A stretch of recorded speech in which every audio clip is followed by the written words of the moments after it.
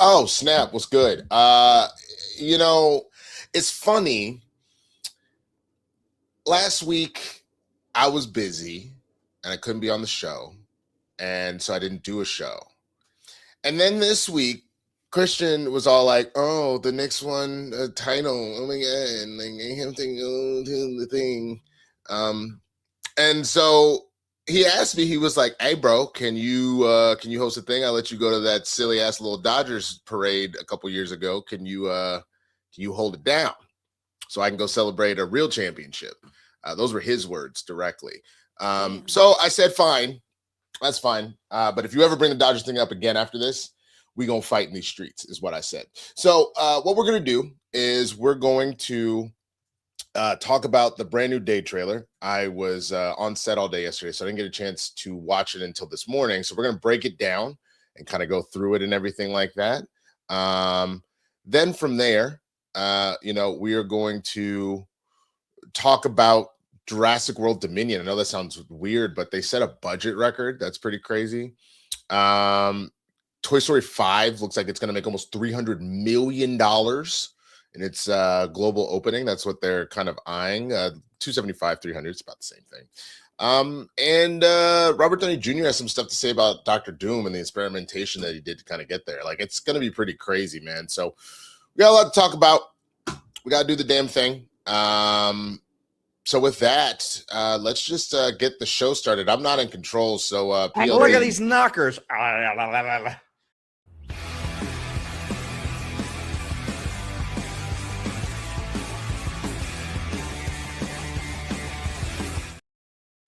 Welcome back to the Kristian Harloff Show. I'm Winston A. Marshall, aka the Swaggy Blurt. I'm happy to see you guys. You know, it's funny because they tried to keep a good thing down, but what you can't keep down are cooters and cows. We put it back together so we could talk about some Spider-Man. Chris Carr's in the building. What's up, baby girl? How you doing? It's been so long. I've She is missed not you here. so much. I missed you too. I Oh. really did. Oh, I really literally. missed you. I was day drinking yesterday. And me and my bestie Megs were talking about you, where she was like, "Man, how's Winston doing? I only got to hang out with him the one time at that premiere, and he seems so delightful. I love him and his fiance." And I was like, "They're the best. They're just the best." Dude, she was very sweet. I would love to see her again. That would like, you know what we need to do? We just need to put like a game night together. Ooh, I'm gonna be honest. Hate games. What? I'm a monster. Okay, I'm hyper competitive. Okay, and So I'm not fun to play with. And also, I have a blatant disregard for rules. I don't want to learn anything. If it's trivia, I'm in. If it's karaoke, hell yeah. If it's a board game where I have to go through a pamphlet, I will die first. why are you the same as my fiance to a certain extent? But she will play board games for sure. But same kind of thing of just like, I'm in it. But if I gotta learn too much, if I gotta read too much shit, it's Yeah. not happening. It's No. not gonna happen. So It's why all my D&D characters are dependent on Logan's character. So I don't have to do anything. I just get to show up and roleplay and then be like, "What's math?" I mean, fair. That's totally fair. I guess it's the problem is that you said, like, I know you play D&D and stuff, so my mind is like, you do Yeah. play some game, but you're like, I play specific games. I don't I play very specific games. I'll do I'll do a Ticket to Ride. You know, I'll do something like that Ticket to I'm Ride. not going to Forgot kill about that. everybody over. But if you try to Yeah. get me to play Catan, I'll die. But you know, but I No, want to hang that's out. totally fair. I That's like being at a totally board game fair. night. I like bringing snacks.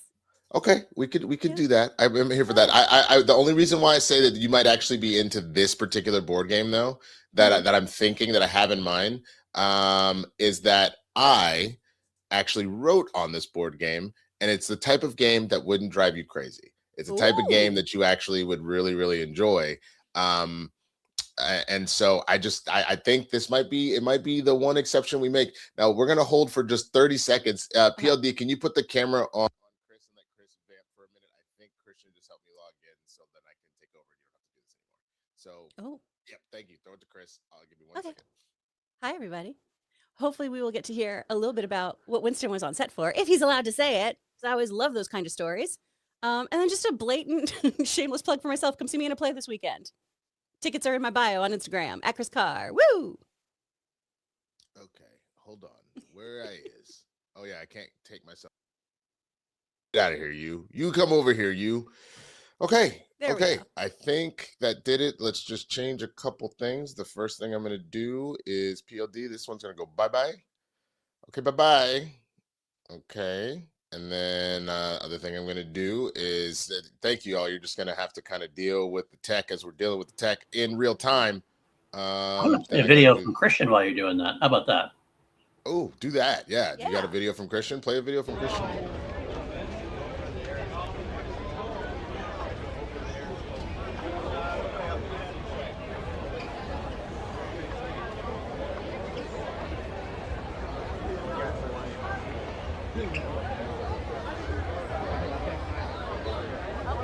Which way?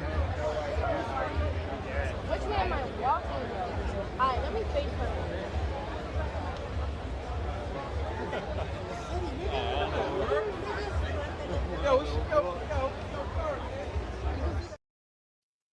All right. That was pretty dope. That was pretty dope. Just walking around. Okay, hold on. Let's get to the 2-shot. Let me take that out. And we go back to that proper. Great. And then uh-oh. Where's the Chris shot? Nope. There it is. That looks like the Chris shot. Nope. Yeah, we were right the first time. Okay, where's the me shot? Yeah, yep, there it is. Okay, great. So much going on. All right. We're going to get to it now, Chris. I apologize. Thank you for dealing with the tech stuff. Thank you for hanging out with us and all that good stuff. It's going to be a good time. Let's get it popping. I don't know what we find out the goal at the end of the week, but y'all remember it's more of a monetary thing now than a numbers game. If you want to see Cooters and Cows come back together in a more regular thing, then send them in. Help us out. Help us win this damn thing, man. I would greatly appreciate that. If you want the dream team together, you got to ask for us, y'all. That's exactly how this works. That's exactly how this works. But for right now, what we're going to do is we are going to break down this Spider-Man brand new day trailer. This is a new one. Am I not there? There I am. Announcing the tickets and everything else. So we're going to add this back in, and we're not going to play the whole thing because we don't want to deal with the copyright stuff, but we're going to move kind of like scene by scene. This opening kind of moment here, let's see. We got Spidey falling into frame. And we've already got Scorpion, which I got to ask you right away, Chris, we knew Scorpion was coming back into this, but I always get excited when we get new villains that we haven't seen on screen before. And I don't think it really counts. We haven't really gotten a Scorpion before. So where are you at knowing that Scorpion's going to be in this one? Oh, hyped, wildly hyped, because we just have this lovely full circle moment too, because of the promise of Homecoming, right? Of having the character mentioned, having him there, going to prison, but not really seeing the super suit and seeing all he's capable of. And he's such a truly terrifying villain that I'm really pumped to have in here. There's real menace there, you know? Well, look at that. Look at that menace. Look, I just clicked on a random frame. It's almost like, oh my God, are my powers developing? Is this it? Did my powers develop that what a lame power that you just land on the exact framing you want every time. The only thing that would be good for is if I was like a security guard. If they were just like, okay, I need you to like find the time when like the criminal was sticking a gun in the guy's face, and I just go, oh, like this, and they wouldn't pay enough for that. I feel like they'd just be like, that was novel, good for you. So, but I mean, the idea that I remember, at least from the Spider-Man the Animated Series, was the idea of J. Jonah Jameson being partially behind it, and the idea that Scorpion's being a natural predator of spiders and stuff like that. So I always found it very fascinating to see them, for Scorpion to kind of be on the scene. Now, this was interesting, the kind of black eye thing. Now, I know that we're going with the idea, most people are on the same page, especially because he's talking to Bruce about it, that he's mutating, and we're getting kind of the man spider mutation saga, that whole scenario. But there's a part of me that feels like when I see the black gloss over eyes, I'm like, is homie actually like kind of got a symbiote going or something like that, is where my brain goes. And so It's you're what it not looks you're like. and your organic webbing in that regard kind of just feels like when the symbiote got attached to him, they're like, "Oh, I can make webs for you. I got you." Like Yeah. that's where my brain is going. But what do you think? I mean, are you sticking with the man spider element, or you think it's a symbiote? Man, it looks so symbiote coated. It feels Hmm. very We Are Venom. But I think Man Spider's so cool and interesting, and we have Hmm. had so much symbiote content lately. Well, lately, the last few Spider-Men, Fair, the Venom movies, those kinds of things. fair. So I do hope we go into like how weird and disgusting Man Spider is. Hmm. Because also I feel like that's more of that mutate mutant kind of situation than the symbiote to me. The symbiote is like an alien configuration, right? You having this kind Hmm. of like duality versus actual DNA changing. Hmm. That's how I always took it, at least. But Yeah, do you still think it's Man Spider, or are you leaning I way more still think symbiote? I still think it's Man Spider, but Okay. this just they weren't doing this before. Now Luke just posted on the screen. Everybody saw the idea of Spider's eyes are black, so it would make sense if he is mutating into a full spider that it would do that, Yeah. and I agree. And it's just something that came to me again watching it this morning for the first time. I was just like, black eyes. I was like, I don't. It was a cartoon. It was a cartoon in the '90s, so the detail maybe wasn't as much that like Yeah. where I remember first kind of seeing the symbiote and all that kind of stuff. But I was just very curious because the other thing to keep in mind is the end of No Way Home is Hardy leaving and a piece of the symbiote getting left behind. Yeah. So I'm thinking like it doesn't mean that they won't throw stuff out and just say we're just doing something else. But we already had kind of some allusions to this might be a thing. And since we are barreling towards Secret Wars, if he ends up in the black suit by the time this is over, it would feel a little early, but Yeah. I wouldn't put it past it because it's all still within the same realm one way or the other. And you've already put the symbiote on Earth. It's not like you're getting it from Battle World. It's already here. Yeah, So I that's don't true. know. Yeah. I don't know. Could be. Could Um, be. yeah, especially knowing that like he's so lonely and by himself. Like he like, and the thing about Black Suit Spidey is he's so emo. So Yeah. maybe like he's kind of turning it on. So let's see real quick. Flipping of the car. My power's already failing. See black eyes again. Now a little Yeah. red. I don't know. Maybe, and then maybe he's seeing Carnage. That would be crazy. But now this part got me. You've seen the trailer fully, right? Yes. Absolutely. Yeah. Their final semester of MIT, are they super geniuses or are we jumping that far into the future that we're going full 4 years? Jumping that full 4 years. I think it's so that we're caught up in the current timeline. Okay. I know that was some stuff that they were worried about was the timeline of it all, and how it wasn't matching up. So now this thing, those are his web shooters, or is that the genetic thing So those are that his man-made ones, and then they're popping off because we're getting because of his organic webbing, because of webbing. organic webbing, right? Oh, So yeah, no, and I figured as much, but just because that device that we see a little bit later with Bruce, right here, I yes. just was like, did he just try and double up with his whole thing? Because most of the time his shooters are like embedded kind of more into his suit with a hole Yeah. instead of kind of being on the outside. Obviously there have been plenty of examples of it being on the outside, but I just wasn't Yeah. sure if that's what, because I first saw this and I was like, oh, the web shooters, and then I was like, oh, maybe not. Yeah. We also have to But keep in yes. mind too, he's Sans Stark equipment now. So this is a suit he made with his fabricator. He's back to Mhm, making his own things, just like the early days before he hooked up with the Avengers and Tony and everyone. So mhm. we also are getting like a suit that's much more inspired by the other Spider-Men that he's met. And also, kind of going back to basics. So it could be a reworking as well of how those are Yeah. popping out. Yeah, no, that totally makes sense. That totally makes sense. Now this device was interesting.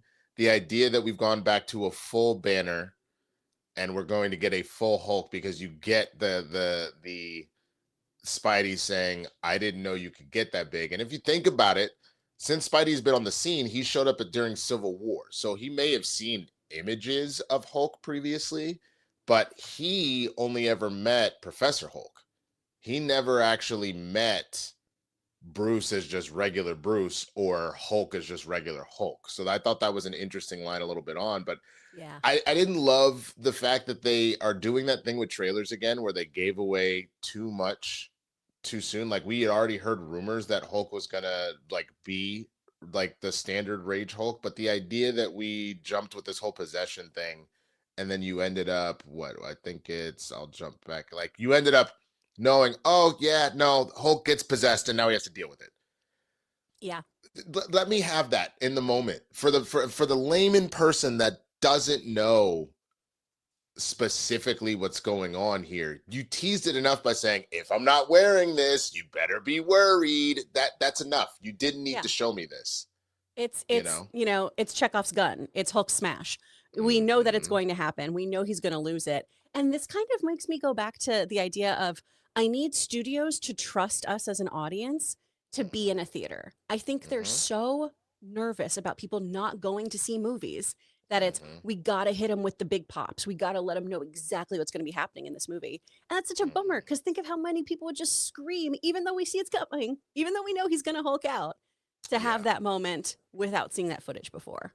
No, I feel you. I mean, I think what they could have done to still like if the general audience, if you're trying to be like a regular Hulk is back, you still could have just just putting again the tease of that device, like you said, and let it that should be enough. If I don't have if you would even change the line by one little bit and said, if I don't have this, it could be an Avengers event. You could say anything. You could say anything that if you really need to tease it, and then don't use that line during the movie. Just use it for the trailer. You've done that plenty of times, and just enough. But it's what worries me. It doesn't seem nearly as egregious, but I think about what was the Captain America movie? Brave New World. I keep wanting to say New World Order, but that was the original title. That was the first title, yeah. And then this is Brand New Day, and so like I'm like it's Brave New World. You told me so far in advance and was so much that we're getting Red Hulk, man. Red Hulk is coming. Obviously, the main villain in that was the leader, but like, anybody give a fuck about that? It was like Red Hulk. We want to wait to see that happen. I am concerned based off of the villain, and we'll talk about who we think the main villain is here in a little bit. You're gonna set up the same problem, where the only thing I care about is Spidey kind of trying to stop Hulk from destroying the city, and like Frank potentially being involved. And I don't ultimately care who the main villain is just because you've tipped your hand and people really want to see Hulk on screen. Like that, it is something I'm a baby bit worried about, that they didn't learn a lesson one way or the other. But it is what it is. I mean, I know technically this is a Sony movie, and Disney's just obviously heavily influenced with everything because they're adding it as part of the MCU. So we get Tillman. We get Tremel Tillman, man. I'm excited. Who do you think he's playing? Because we still don't know technically who he's playing, do we? Well, I thought he was confirmed as Metzger, as William Metzger. Yeah, that's what I had read. Maybe I missed that. He's head of the Department of Damage Control. And this is kind of one of our bait and switch thingies here. I think he's going to be a bigger villain in this. Because we've had the Sokovia Accords and things like that, where the general public in the 616 universe, or whatever universe we kind of are doing in the MCU, it has some distrust of supers, right? But they've still had Avengers Con. They still have a lunchbox. They still have public appeal. And as you usher in the X-Men, you have to bring in those characters who make us all go, hey, unchecked, these people are dangerous. These people are other. We as a society are not on board with all these different mutants, and they need to be reined in. And I feel like he is going to be a big part of that. That's also just because I don't know if you saw that Lego spoiler. Which one? It's another Hulk reveal right before this trailer came out. Spidey and Hulk battling it out, and it's in a damage control building. So I feel like damage control is going to be a really big prominent part of this, that kind of gets us more towards that world of like regulation, sentinels, that kind of thing. You remember when, man, dude, you remember I already forgot what I was gonna say, but did you see, now that you're talking about like earlier spoiler stuff, did you see the Spidey Tracker website? No. Okay, well, after we do this, I'll show you guys the Spidey Tracker website for those that Okay. didn't see it. That this is like the one thing I will give them credit for. I do love what they do with the Spider-Man marketing, and they did something with Ned here that also makes it feel like we are starting to tip our hand. I think we are going to eventually get Ned turning into a hobgoblin. Hobgoblin? Okay. I think that's kind of like being teased a little bit. So I think that we're moving in that direction. But yeah, like especially because the Spidey Tracker website is Ned's, and it's more because he's like obsessed with Spider-Man and loves him. But if we're getting to the point where like he doesn't really know Pete anymore, like he's kind of re-meeting him in the movie and something going wrong, we already know he can use chaos, he can use magic, and like Hobgoblin and certain iterations, especially as Ned, can use chaos magic. There's like little things there that was tipping our hat to we're moving in that direction. But let's see what else we got here. So we have a time-free scenario. So I am curious, who do you think this possession villain is? Because I have a slightly different guess than I think most people based off of a couple of things and what is going on in my life right now. But I want to ask you first, who do you think this villain is that's possessing everybody? Ooh. I mean, we've already Uh-oh. oh my gosh, I just went through puberty. I'm so sorry. The ball's finally dropped, everyone. Yay. All right. So we've already had Cassandra Nova, who would be kind of my go-to psychic villain, right? But we already had that in Deadpool and Wolverine. I mean, other ones who come into play are like the Shadow King, or maybe even Emma Frost, who like sometimes is a villain before she kind of comes in with the X-Men. But I don't think it's Jean controlling people in this manner. That doesn't make sense to me. Unless like she's already the Phoenix, and why would she be doing this stuff? Right. So some of the stuff I saw online was the Spider Queen. There was another who like has at times been pushing, can like amplify spider people's powers and stuff. There was, I can't remember the other character that was specifically there that is hunting different spider people throughout multiverses. And considering we've opened that door for No Way Home and whatnot, and we're trying to close up this whole multiversal saga as is, I could see that as well. But Shadow King is the one that I was going with, both from the standpoint of like essentially you're talking about an equally powerful telepath on like Xavier's level, but the main thing that he does more than anything is exactly that, is the whole idea of possession. And typically he lost his body a while ago, so he really is just astral plane, I need a host, and we'll just go and jump from host to host. So this kind of feels kind of spot on. That ties you to the X-Men, that ties you to, okay, we don't have Professor X yet, but Jean would be an interesting substitute to do that, to have that connection. Shadow King is definitely where my brain goes with this. And even with the manner in which like these people that are possessed kind of talk, feels very Shadow King-esque. And maybe the main host that he has been taking is Tramel Tillman, is the head of damage control in that regard, until he can find something more suitable for him. Like that's a good starting point to go, I can keep track of all of you fuckers if I'm like at the head of an organization like this. 100%. And I know a whole bunch of people keep just being like, it's Jean. Obviously it's Jean.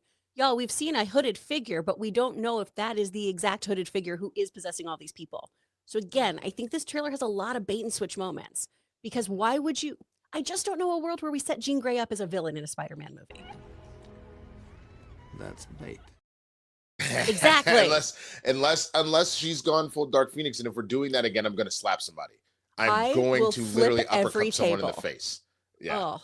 I will 1,000% fight somebody. But hold on, let's see.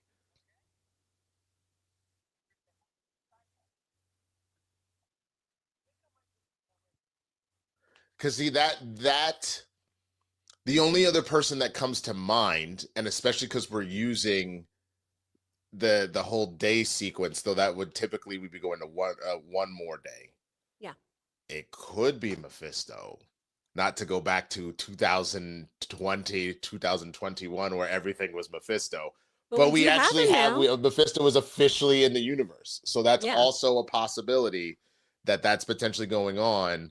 And maybe what this is in this case is an idea of like, I'll help you. You don't have to turn into this monster. I can take it away from you, but what are you going to give me? The only thing is you've already taken MJ out of his life, technically. You know what I'm Yeah. saying? So, like, it would be weird unless they're going to kind of go that way one way or the other. So, if I was, I don't really F with like the poly markets and the Kashis and all that, but if I was going Yeah. to, my money would be that Shadow King is the one behind this. What do you, is that what you're sticking with? I would think so, yeah. And it's not because like someone's using psychic powers. I want to address something in the chat here. People are like, since when does using your powers make you a villain? Y'all, in the trailer, the possessed people do a what if I pay MJ a little visit in a threatening manner? Literally just played that. I'll play it again. Look. Like, that's what's happening. That's where I go. I don't think Jean Grey would say, hey, Peter Parker, what if I go mess around with your ex-girlfriend? What if I kill your ex-girlfriend? I don't think she's going to do that yet. There were a couple of lines here. The first one is, did you get rid of the monster that's inside of you? I think I'll go pay MJ a visit. Why would you ever say that while also you can tell everything's blurred, meaning that his Peter tingle or spider sense is going off? You also get a line later in the trailer where someone goes, you seem to be the only one that can't be controlled by this. You somehow can track it, meaning that clearly they need to track something that is just going through bodies. Yeah. Come on now. Like, look at all of the faces that are being made here. That is a cocky ass look, and look at how menacing that face is right there. Come the fuck on. It is definitely evil intent. If Winston was like, I'm gonna pay Logan a little visit, I wouldn't be like, nice, good. I hope you guys play Magic. Like, that would be if he said, I want to hang out with him, that sounds different. The words being used here, you guys, have intent, it feels, and it's menacing intent. Yeah. Let me see. Hold on. No. Also, okay, hold on. Here we go. But he might.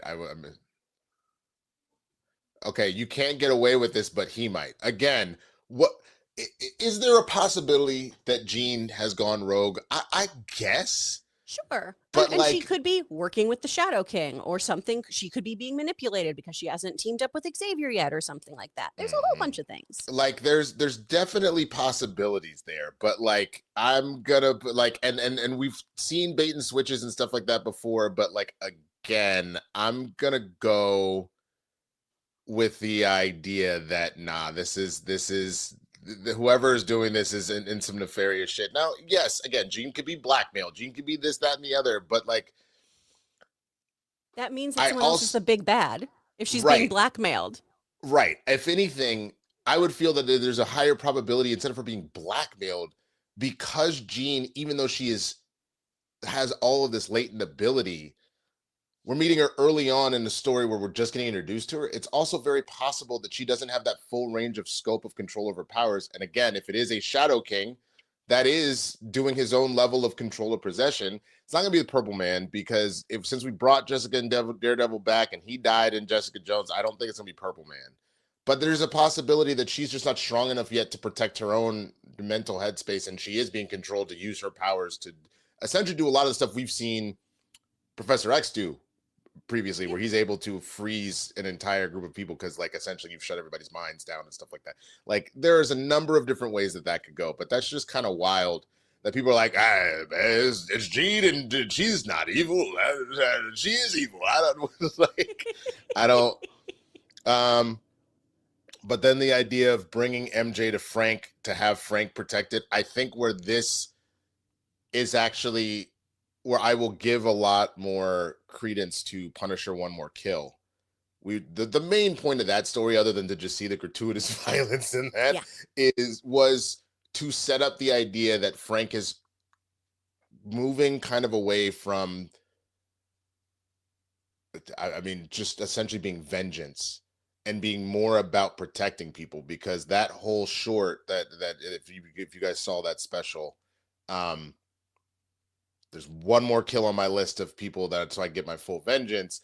And ultimately, spoiler alert, instead of going after that final kill at the end, he turns his sights to protecting his neighborhood and specifically protecting people that are about to be wrecked by somebody else, which Punisher has done already back and forth, but he really was about that vengeance and his PTSD. This is then lending itself to like, Brody, I need you to protect her and like handle this. And you can see Frank clearly is like, he's got a mission, but he's willing to do it. Like Peter got to him. That's that look of like, all right, yes, I am a protector now, not a punisher kind of idea. You know what I mean?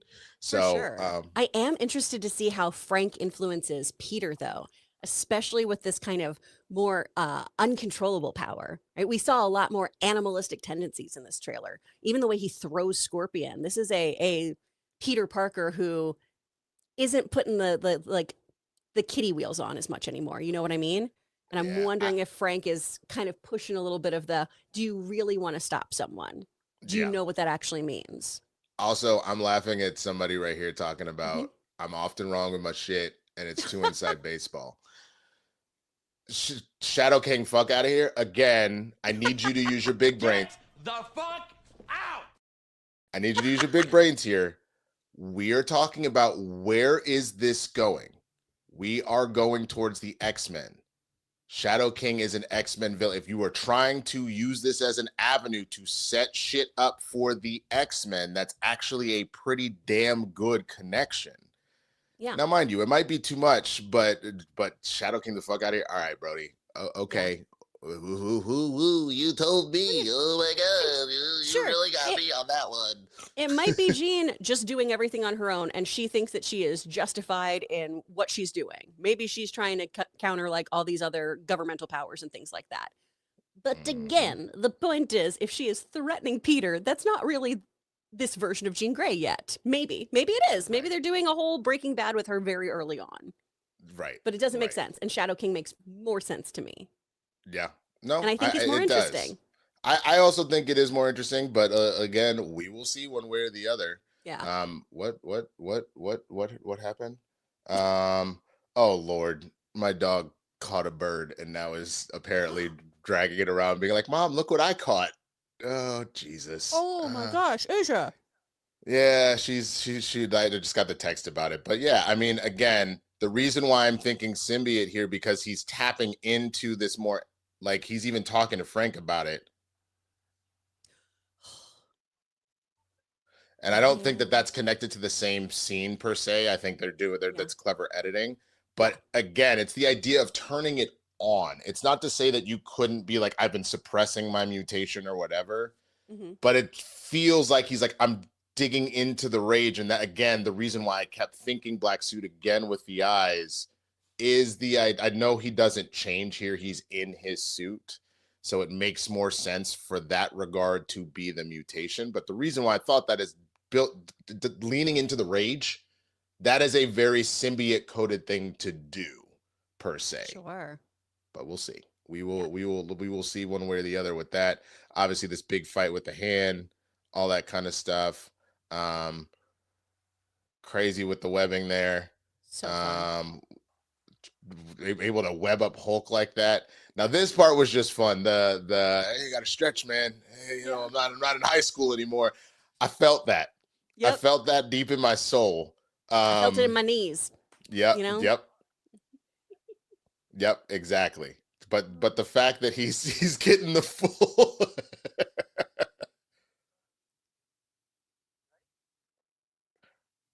But I think the thing that I'm most excited about, honestly, is I think that Daniel Destin Creighton has done such a good job. He did a great job with Wonder Man. He did a great job with Shang-Chi. I can't wait for the fight choreography. Like, I'm so excited. I feel like he is going to absolutely nail it. And for Shang-Chi to be the way that he kind of came out the gate, that he's, whatever team he's putting together for that, like his eye for that stuff is really going to be there. So giving him Spider-Man, like probably the only person with a more interesting fight style than Shang-Chi, is going to be amazing. So hyped. Spider-Man and ninjas, come on. Pretty much, man. So, but PLD, my bad. I don't see which one is supposed to be the solo of Misa. If you could do the thing. There it is. Okay, yeah, I don't know what scene that is, but that's fine. What do you think? Let us know in the comments. Send in those super chats, man. We appreciate it. We're sitting at about 19 right now. We're going to get through some other stories, and then we'll start answering those. But send those in if you want to further keep Cooters and Cows together. All right, let's go to the news. So we just talked about the trailer. Let's just see some of the other stuff that Dark Horizons has to say about it. Sony Pictures has premiered the second trailer for the upcoming Spider-Man Brand New Day, as the first few hours of ticket sales for the film are reportedly going nuts. The trailer was leaked in a bootleg form last week with heavy watermarks, so that was real. Okay, I just avoided it because I didn't want to see all that. That doesn't seem to have impacted the excitement for the movie, which is expected to be one of the year's biggest openers. The story begins a while after we last caught up with our friendly neighborhood hero, and Peter Parker is now an adult living entirely alone, having voluntarily erased himself from the lives and memories of those he loves. Crime fighting in New York, in a New York that no longer knows his name, he's devoted himself entirely to protecting his city, a full-time Spider-Man. But as the demands on him intensify, the pressure sparks a surprising physical evolution that threatens its existence, even as a strange new pattern of crimes gives rise to one of the most powerful threats he's ever faced.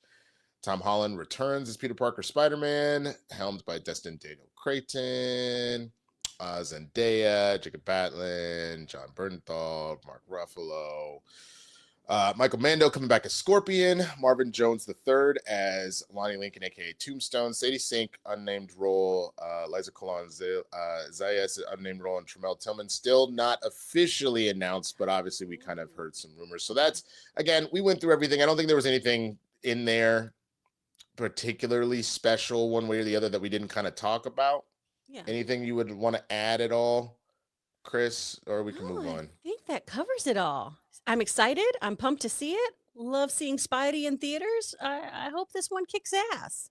Yeah, no, absolutely. I think it will. I think there's too much at stake. You put a good director in there, and the one thing I will say is I don't think there has been any major complaints or issues that people have had with the Spider-Man films. I think the main thing that they were concerned about is like, this just feels like Iron Man Jr. or Tony Stark Jr. And we're getting outside of that shadow. You know what I mean? So yeah. I think that we are going to end up just, chef's kiss. Yeah. That it's going to be pretty damn good. Yeah, I just saw a super chat come in that I will very happily do if it ends up coming through. We'll talk about it in a little bit, but let's go to this next story. I thought this was wild to me. Jurassic World Dominion has officially set a budget record. I know that sounds wild because the movie came out a while ago, but Universal Pictures reportedly spent approximately $658.8 million making 2022's Jurassic World Dominion, making it seemingly the most expensive film ever made, according to Fortune magazine. The outlet quotes a recent UK tax filing. Financial statements reportedly indicate the studio has beaten a record held by 2015 Star Wars The Force Awakens, which reportedly cost $638.9 million before its rebate. Filmed at the peak of the pandemic, the piece says that Universal had to adapt costly safety protocols during production and faced months of delays while still having to maintain production in a state of readiness. That meant having to pay for sound stages, leased equipment that was unused for long periods, and budgeting for staff ranging from security to department heads. The cost 5-month stint at the opulent Langley Hotel, where rooms cost over $600 a night, didn't help the bottom line either. The financial statements are filed in stages, while the most recent filed latest set covering up to December 31st, 2024, with a $74.9 million added to the tally that year. That said, the studio did reportedly receive $127.8 million rebate from the UK government, bringing its net budget down to $531. Dominion pulled in around $1 billion at the box office, which means the studio's share of ticket sales effectively covered the production costs. Revenue from disc, streaming, and merchandise brought in plenty more revenue. Dominion was the most expensive of the recent Jurassic films, with Jurassic World Rebirth famously cutting costs significantly compared to its predecessors. Okay, so I think this is, when you take into the consideration the, pandemic of it all, I feel like this ultimately is a little bit of a nothing burger conversation, because it was just something that had to happen at the times. It inflated a lot of production costs because you had stuff that was in the middle of shooting that just stopped. And then you're just kind of stuck there for a while. But it is still pretty interesting. And based off of what we're hearing, with Doomsday, that is apparently about to be shattered as a record. But is there anything in here that kind of sticks out to you one way or the other, or concerns you, or is shocking to you, or anything? I mean, shocking mostly that we're talking about it now. Of just, that movie is what broke records, and now it's being released that broke records. And also, what a crazy amount of money to spend on a movie that is so okay. That is not very good. But to your point, in the pandemic, we had to take all these extra precautions. We had to spend so much money on other things, safety protocols and things like that. It's just what a bummer that it was spent on this one. Just raptors at the Vatican and stuff. Yeah, no, you're not wrong. Hold on, I want to try something. What? There we go. All right, okay, what? No, hold on. Nope, none of this is working. Okay, fun times. Fun times. All right, bet. But yeah, no, I guess that's the thing, is I agree with you. I don't think it's that crazy of a deal because, like, I just think about like all of the COVID protocols that kicked in. Like, I had a friend who got COVID certified. And so for like a good 18 months there, she went from like working dressing rooms for like live shows to like doing the COVID protocol.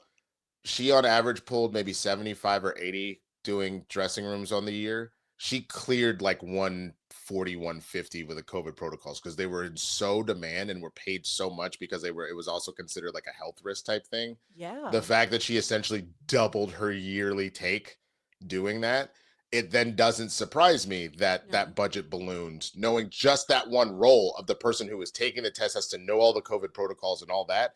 That doesn't throw in, like you said, all the extra days that they mentioned at the hotel, holding the sound stages, etc. So like, it's interesting for sure, but I don't think it's anything like crazy knowing that that's what it is. But I doesn't really give a lot. I don't understand why they can't, that doesn't exist anymore. So why are movies so motherfucking expensive right now is the question.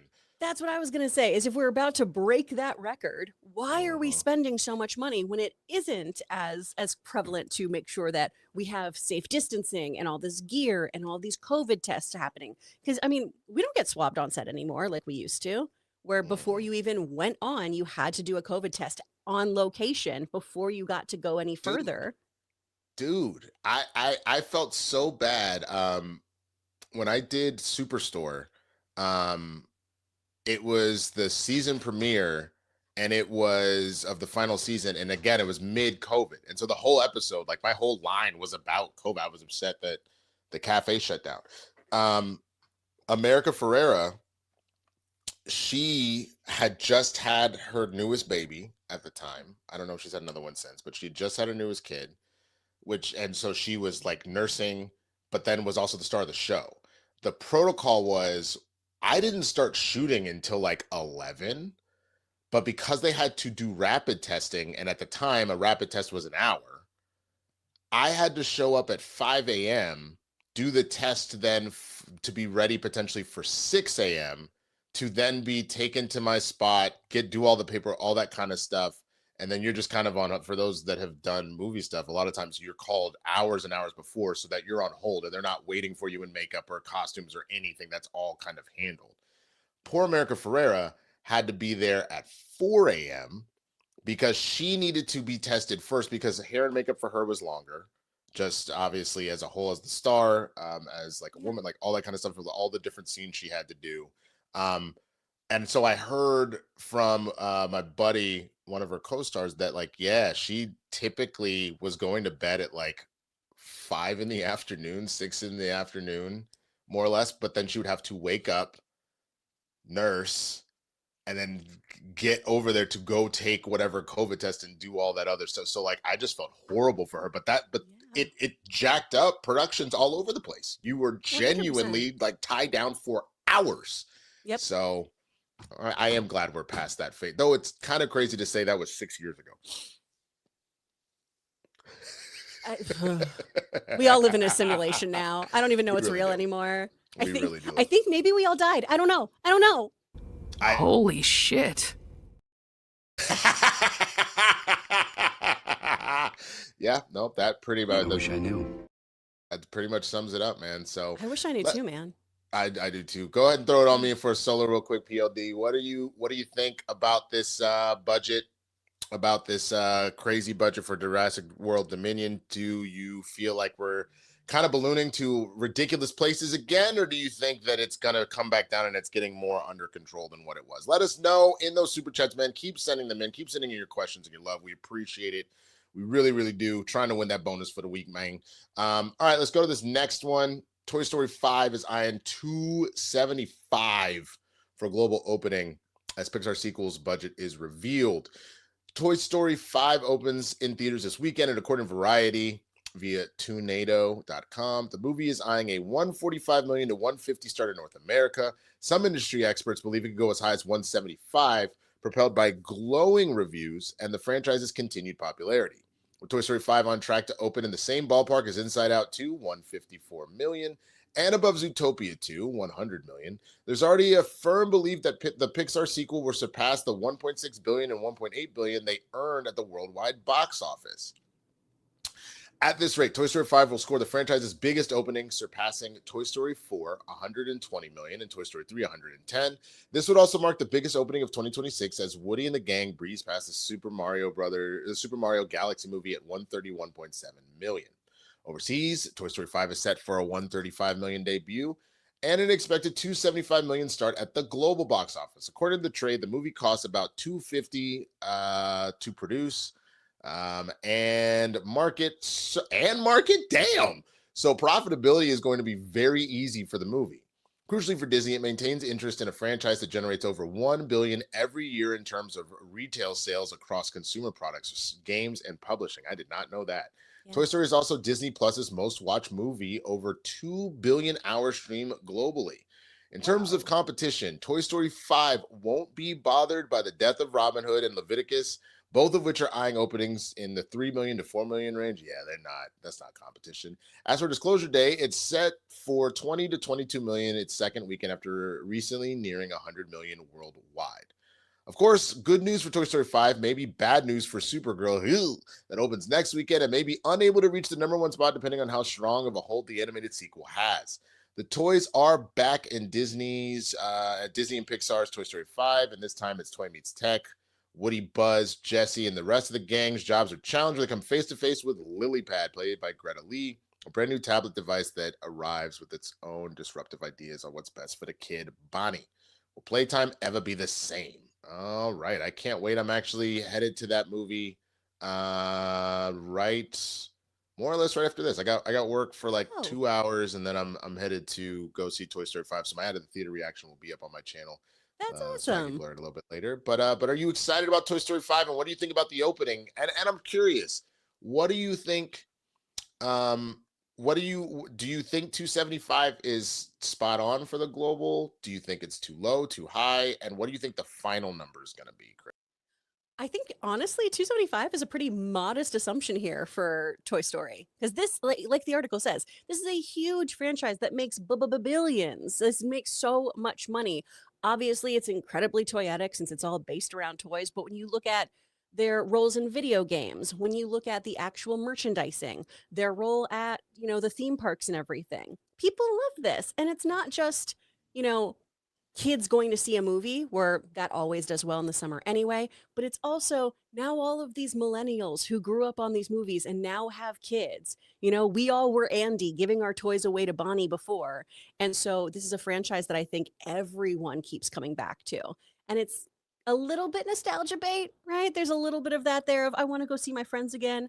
My co-host Amy, she's a big Jessie fan. She carried around a little Jessie doll as a kid. Oh, that's cute. So she's wildly hyped about this. So you've got people in their 30s who want to go see this. You've got kiddos who want to go see it. I think it's going to do phenomenally well.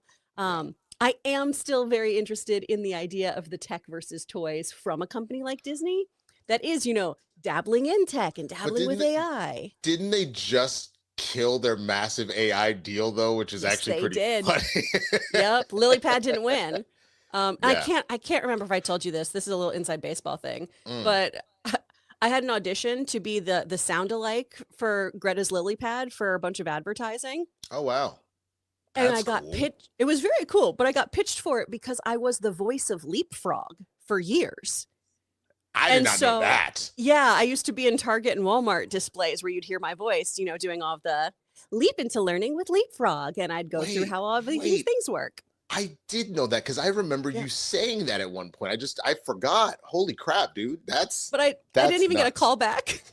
Damn. I was just that- like, but I did the real thing. What the hell? It's always funny how that ends up working out, right? So That you great. did the thing and yet still. Yeah. Um But how are you feeling about Toy Story? Are you excited to see it today? oh, I can't wait, man. 4 was fine. Yeah. I don't there are moments that I think back on that are hilarious. Like I thought Keanu, because I was in the middle of the Keanu-sance. I thought Keanu was hilarious as what was it, Bam Kaboom? Is that his Something name? like that. Someone in the chat will remember, but I'm curious about that. But like if he's coming back and all that kind of stuff. I really loved Ducky and Bunny. I thought Key and Peele did a great job. Duke Kaboom. Yeah. Duke Kaboom. Duke Um, Kaboom. There we go. I loved Key and Peele in it. I hope they're back in it. I thought they were fun. It's always fun Yeah. seeing the two of them interact with each other like that. But I think you've picked the perfect topic. Like, where would the toys go in this particular era? Because I feel like a lot of the kids I know, they have the occasional stuffed animals. They still love their Legos, but it really is everybody's a screen kid now. So I think that this is actually a really interesting storyline, not only for the future of, you know, children, but when you consider as adults our own thing, including specifically going at the angle of we as toys, our jobs are being threatened by AI. Like that is kind of a genius like level of oh my god, what is it called? There's a whole phrase in comedy, but it just applies to stories where you're applying something to something else. What is wrong with me? Oh my god, I need to finish my coffee. It'll come to me randomly. Just let my ADHD You do gotta its get thing, on the French guys. press game, man. You gotta Yeah. just drink a cool 64 ounces of coffee during the show and have your heart insane. explode. That's insane, and no thank you. I will pass on that. Am I gonna die young? Probably. Look, But I got a lot of my energy. Hey, look, man, I got my EKG yesterday just because, like, since I take Adderall, the doctor makes me do that every like 6 months to make sure we're not gonna make Oh, my heart smart. explode. My heart is Yeah. fine. Okay, I will be Okay. fine, but I'm not gonna be fine if I drink 64 ounces of French press coffee every day, Chris. It's fine. It's fine. I'm good. Don't worry about it. But what do you think? Did 275 for the opening? Yes, no, maybe so. Higher. I think up higher. I think Okay. higher. What do you think? I have faith in this movie. I think everyone's going to go see it. I don't know. I feel like opening, I would go more 300. And I know that's still like I a think modest so, little too. increase, but yeah. I think that we're looking at 300. Honestly, I don't think that that's anything crazy, but I think the reviews are too good, and I think it's Father's Day. Like I Yeah. think that's something they're not taking into consideration. That like while most fathers are probably gonna be like, I just want to golf, leave me the fuck alone. There is also a world where there will be a number of fathers that are like, yo, I used to F with Toy Story heavy. Let me take my kids to go see this. And I think that that's just going to further balloon that up. The only thing that may hold some of that back, but I just don't see that happening, is because it's World Cup season.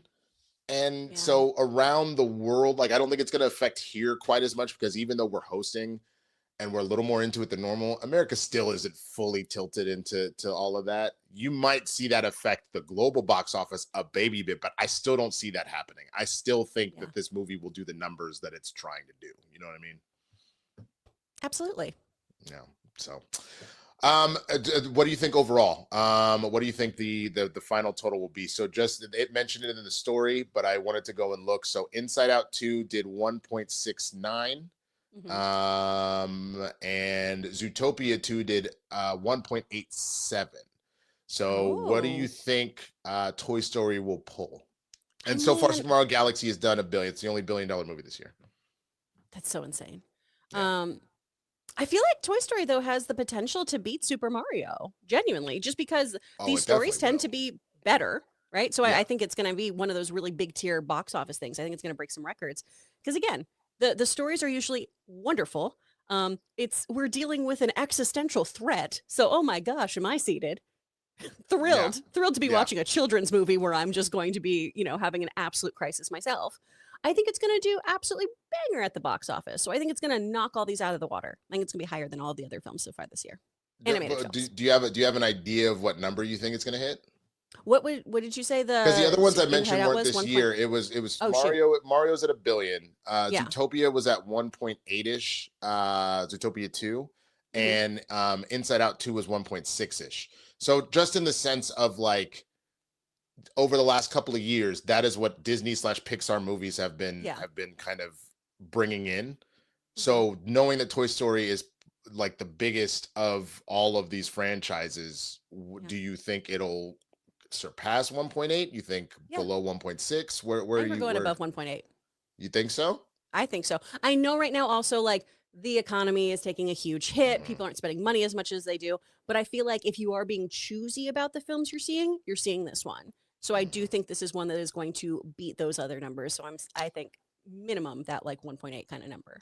That's fair. I think it is hard to tell because it's also kind of a jam-packed summer. Toy Story will take what it wants, but I'm just curious. Like, I wonder.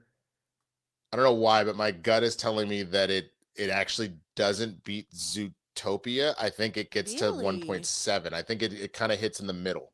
And that's if the economy wasn't in the space that it was in, it would probably knock it out of the park entirely. Yeah. And maybe even sniff 2. But for some reason, my gut is saying it's about 1.7. Still good.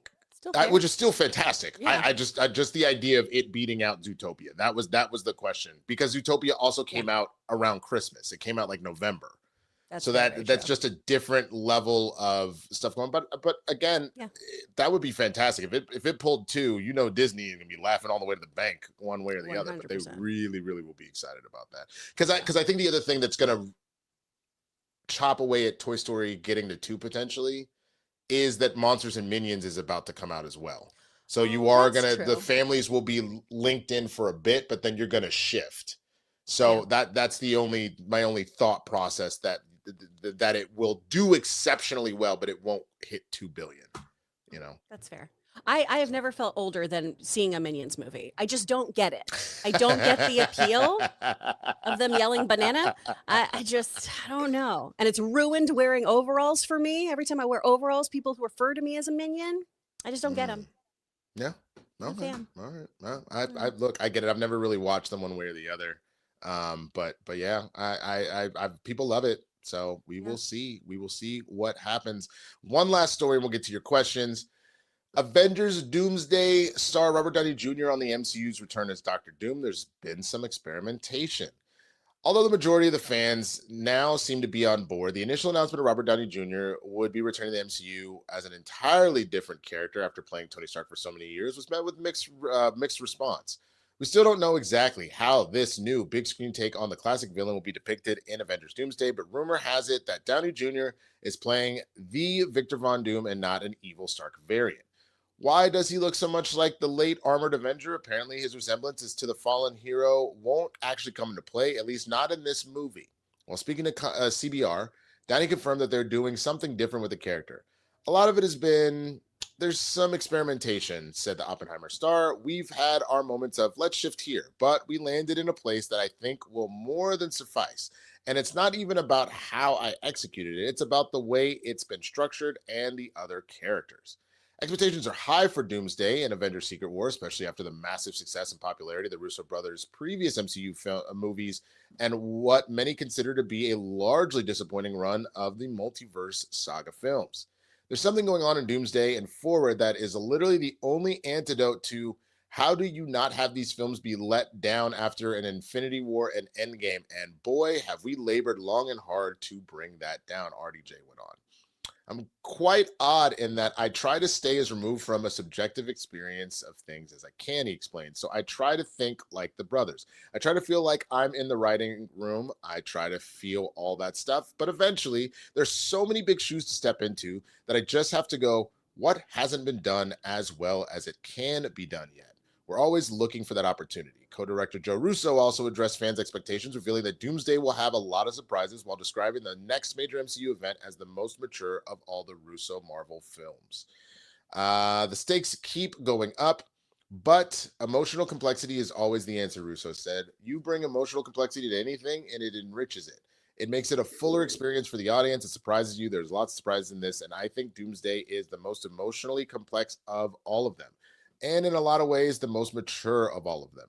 Russo also explained his excitement to collaborate with Downey again. We've been very fortunate enough as collaborators, Robert and I, to be able to do this over and over again, and knock on wood, we can do it 2 more times. We assume he means Doomsday and Secret Wars, but there's speculation that the filmmaker is hinting at a couple of post-Secret Wars projects here when he says that. So these are just all the little trailers that we've seen already, the little teasers. There's the infamous chairs. It's dropping December 18th of this year, and then Secret Wars December 17th of the following year. Okay, so what kind of experimentation do you think they're talking about here? Like, what could they possibly be like tipping their hat to one way or the other? You know, I feel like because we have that kind of allusion to the whole him looking like Tony isn't really a major feature right now. I'm wondering if it was a lot of prosthesis work, mask on, mask off, any big reveals, any characters having a moment of, oh my God, that's Tony. And I'm wondering if that's the kind of thing that we've tampered down a little bit, at least for this first film, so that he can be Doom in his own right. And then we have the reveal of, oh, wow, that's the face of my friend. That's the face of my colleague. That's the only thing I can really think here, because the team has continually talked about how there is a reason why it's RDJ being Doom. And there's a reason why he's got Tony Stark's face to some extent. And that reason isn't just a cash grab. So I'm still trying to figure out what it is. The funny thing is, I wouldn't even like cash grab isn't even the word. It feels like it feels desperation. Desperate. It's a little desperation. But that's not it. That's not it. There's a reason. So I'm wondering if that is the kind of play here of do we already, even though we all know it's RDJ, do we wait to have that reveal for the emotional impact it could have on characters? And that's where I think, truthfully, what will probably come down to everything is I think Doom just knowing that his mission is I have to go and train wreck these different verses.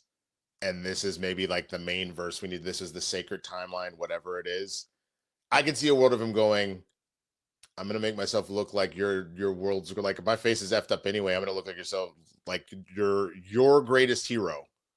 I'm going to look like him because that'll buy me some power. I could certainly see that being a thing, and going that route. I don't know. Like if you're going to avoid a variant, if you're going to avoid this is just an evil Tony Stark type thing. That's where my mind goes. Yeah. And almost in the sense of like the way that you had there's the Spider-Man storyline of Doc Ock taking over Spider-Man. There has been instances where Doom is just Superior Spider-Man. There's instances of Doom essentially wanting to be Iron Man in that same breath and kind of like, I'm going to do this my way. Because Doom wants to be essentially every hero and just take their shit and be like, I can do you better than you. Like the fact that you just had Sorcerer Supreme Doom just wrap up. Same thing. It's like, I can do this better than you, bitch ass Doctor Strange. Give me these powers. And then like, you know what I mean? He does that a lot. Yeah. And usually because he loves his mom so much and is trying to save her, which is a fun little villain moment of, dang it, why are you justified? I don't want you to be justified, but good for you. Save your mama. But the funny thing is then he gets to his mama and she's like, I didn't raise this evil little son, bitch. No, hell, send me back to hell. I don't need to be here. F this. Absolutely not. So, either way, we're curious what you think. Throw me on the solo there. PLD. Oh, he went to sleep. Yo, let us know what you think of the Doomsday news. Do you think what do you think the little surprise is? or the experimentation that as they alluded to it. What do you think that extra movie that the Russos were potentially tipping their hat to be able to keep working with RDJ? Let us know in those super chats in the comments. We appreciate it. Okay, so far, Chris, not too bad. We have 35. We have 35 super chats. Let's keep it moving, y'all. Keep sending those in, and we're gonna answer all of them right now. So Ron H coming in. Me, the credit card, and my strain are desperate. Need money, like dozens of dollars. I need all the vibes you can loan me. If I hit big, who are you? That's a great question. That is a great question, Ron. I'm not entirely sure. Maddie B, what? Oh, is this from earlier? Oh, this is from earlier. Okay, got it. I must have missed. Oh, when I wasn't logged in. Great. I'm going to let PLD do those until we get to where we need to be. Sammy, why didn't you play the thing? You saw that Sammy was there. Goddamn, I got Sammy. it. There we go. Love seeing the dream team of Chris and Winston again. Winston looking good in those ads. And Chris, have you seen the finale of Digital Circus yet? Thank you so much. I appreciate it. Did you go see the movie? The movie was the finale, right? Sammy, I haven't seen any Digital Circus. Oh, I haven't watched any of it. I need to. Either. You guys, I've been in this play for a month, and it has been all I have done. I'm caught up on Vox Machina. I'm almost caught up on Widow's Bay, and I've been watching Rurouni Kenshin at night. I have not watched a lot of stuff. Kenshin in forever. I love me some Rurouni Kenshin, man. So good. It's so yeah. good. Yeah, I need to watch Digital Circus though. I've only heard good things. Word. Maddie B, look forward to a great show, Chris and Winston. Thank you so much, Maddie. We appreciate it, my man. Thal Yankee. Not sure I can catch you two live, caught up celebrating the Knicks, but I have to congratulate Winston on being in the Lays Will Ferrell commercial. Thank you so much, man. I really appreciate the love, y'all, and I appreciate the people that have been hitting me up on social media, letting me know where you see it. The reason why I asked folks to do that, I know this sounds kind of weird, specifically the way SAG contracts are set up for ads, it's dependent on how it is being distributed, I guess. So like if it's just a YouTube video, if it's, on streaming, that's a buyout for a couple of weeks and it's this dollar amount. If it's on cable, that is also a buyout for a couple of weeks, but it's a higher amount. Where you make bank is if it ends up on network television, both because it's just a higher pay scale for that, but also if you think about it this way, the Fox 11 here in LA is not the same Fox as whatever the Fox number is in Sacramento, is not the same one that's in Dallas, is not the same one that's in Miami. They're all affiliates. So each of those, if the commercial is airing across all affiliates because they're playing the game or something like that, that is technically, let's say there's 200 affiliates in the country, that is 200 showings at the same time, and they each are being paid instead of a buyout that happens for a couple of set of weeks. So I geek out when people are like, nah, bro, it was on like Fox, not FS1. It was on Fox because that means that was on network TV. So that's for people wondering why I keep bringing that up. I appreciate any and all. Get those residues. Get that wedding money. Oh my God. Ron H7474 reporting to you live from the Hard Rock Casino in Ottawa. Glad to see a Thursday edition of Thrusting into Media with BBC featuring Ebony and Ivory. I completely forgot that was the he brings it up every time I'm on the show, but God, man, oh man. Ron comes back. No to Denicio, yes to Deslepio. Has low gun. My drunk persona versus my high persona. Oh, I didn't know it. Really? Yeah. I didn't I'm know just this. I'm just an eepy little baby when I take an edible, where I'm just like, hey, do you want to watch some cartoons? That sounds good. I'll make pasta. I mean, that That's sounds my lovely. energy. That It's sounds great. lovely. Yeah. I want to watch that film as a suggestion for board games. I say go Seven Wonders Architects or Cash and Guns as intro games. Okay. I love that. Okay. I love that. Ron H comes, I love watching the backs of people. Thanks, Kristian. That's hilarious. That is very funny of just like video going out of the subway. Like the video in general is cool. I'm not gonna give him shit about that, but it was funny that the video he said started with him going up the stairs and couldn't even tell what was going. If he had gotten right as he comes out and you just see the cresting of all these jerseys, I would have been like he did at the end of the video. I'm like, okay, bet, I get it. But at the beginning, I was like, what are we looking at? Like, Saul just wanted to say RIP to Walt Parasider, co-founder of one of the most underrated bands ever, Chicago. Oh, wow. Give hugs to Terry Whoa. Walt. Oh, my goodness. I didn't know that he had passed. Oh, man, Dang, RIP. Yeah, me neither. Damn. Okay. JC33, yesterday Kristian and Smets didn't know who Krillin was. Excuse me? How I didn't the expect that from Kristian, disrespect. but not from Smets. What the hell, Smets? Brody, come on, man. What's that? Literally, what the hell? How do you not know who Krillin is? Okay, all right. Man, that's wild. That's like not knowing who Krillin is like not knowing who Chewie is. Yeah. I feel like it's Like, just a zeitgeist thing. Even if you're yeah. not into anime, like Dragon Ball is big enough that you'd know those characters. Like Goku, think. Vegeta, Krillin, Gohan, like those four at least. Maybe throw in Piccolo in there if you want. I Sure. feel like those are like everybody's at least heard those names at some point. Like Yeah. that's wild. Crystal Dawn coming in says, Chris, did you hear about the sad Doctor Who news? I guess it's Wilderness Years 2.0. I be buying a lot of big finished Doctor Who audiobooks in my future. Yeah. So we don't have a Christmas special, and it Oh. looks like we don't have a home for Doctor Who right now. It's just all up in the air. There's probably going to be another kind of hard reboot on what we're doing with the series. I really feel like Russell T Davies dropped the ball here.